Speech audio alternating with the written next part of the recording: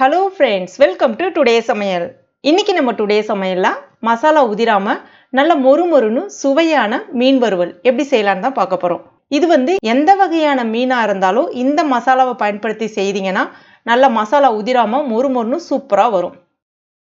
நான் இன்னைக்கு வஞ்சிர மீன் 3/4 கிலோ அளவுக்கு எடுத்திருக்கேன். வஞ்சிர மீன் தான் பயன்படுத்தணும் அப்படின்னு கிடையாது. இதே மாதிரி சின்ன மீன், அதாவது சங்கரா மீன்லாம் இருக்குல்ல, அதை கூட நீங்க பயன்படுத்திக்கலாம்.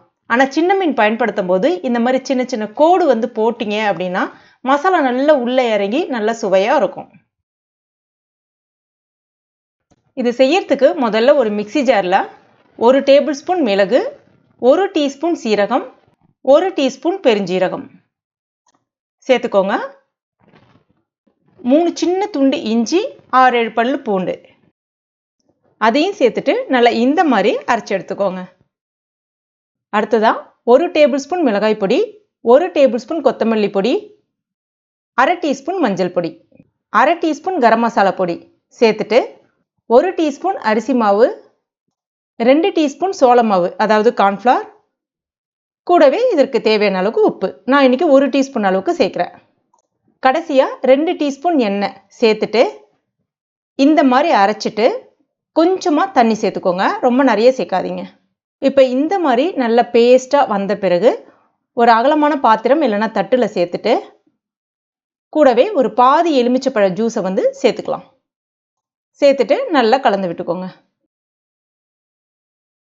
இப்போ மீனை எடுத்து மசாலா நல்லா 2 பக்கமுமே நல்லா படுற மாதிரி தடவி கொடுக்கணும். அதே மாதிரி மசாலா ரொம்ப அதிகமாக அது மேலே இருக்கக்கூடாது. லைட்டாக அப்படியே கையால் லைட்டாக இந்த மாதிரி தள்ளி விட்டு இந்த மாதிரி இருக்கணும். ரொம்ப மேலே இருந்துச்சுன்னா பட்டுன்னு கருகி போன மாதிரி ஆகிடும். அதே மாதிரி மசாலாவும் உங்களுக்கு உதிர ஆரம்பிக்கும். இதுதான் பர்ஃபெக்டான மெத்தட். இதே மாதிரி நீங்கள் சின்ன மீனுக்கு கூட இந்த மசாலாவை பயன்படுத்திக்கலாம்.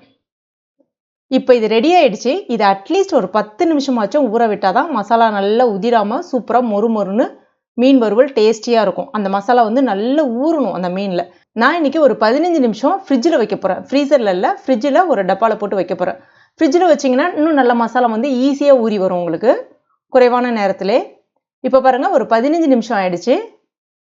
சூப்பராக ரெடியாக இருக்குது. அடுத்து தவாவில் கொஞ்சமாக எண்ணெய் சேர்த்துட்டு மீனை வச்சிட வேண்டியதான். ஸ்டவ்வை மீடியம் ஃப்ளேமில் வச்சுக்கோங்க. எப்போவுமே மீன் வறுக்கும் போது ஹை ஃப்ளேமில் வைக்கக்கூடாது.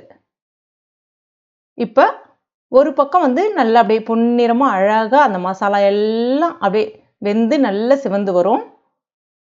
இப்போ அப்படியே திருப்பி போட வேண்டியதான். இப்போ பாருங்கள், உங்களுக்கு அந்த மசாலா எங்கேயுமே உதிரல பாருங்கள். 2 பக்கமே நல்லா மொறுமொறுன்னு இந்த மாதிரி நல்லா வந்த பிறகு இப்போ இந்த ஸ்டேஜில் கருவேப்பிலை கொத்து 1 போட்டுக்கோங்க. இந்த மாதிரி போடும்போது பார்த்தீங்கன்னா நல்ல வாசனையாக சூப்பராக இருக்கும். ஸ்டார்டிங்கில் போட்டிங்க அப்படின்னா கருவேப்பிலை கருகி போகிறதுக்கு வாய்ப்பு இருக்குது. இந்த மாதிரி போட்டிங்கன்னா நல்லா மொறுமொறுன்னு சூப்பராக இருக்கும். எண்ணெயை நல்லா வடிகட்டிட்டு எடுத்துருங்க. அவ்வளோதான், மசாலா உதிராமல் மொறுமொறுன்னு மீன் வறுவல் ரெடி ஆகிடுச்சு. வாழை இலையில் பக்கத்தில் வெங்காயம், எலுமிச்சப்பழம் வச்சு பரிமாறினீங்கன்னா அவ்வளோ அருமையாக சூப்பராக இருக்கும். இந்த மெத்தடில் உங்கள் வீட்டில் ட்ரை பண்ணி பாருங்கள்.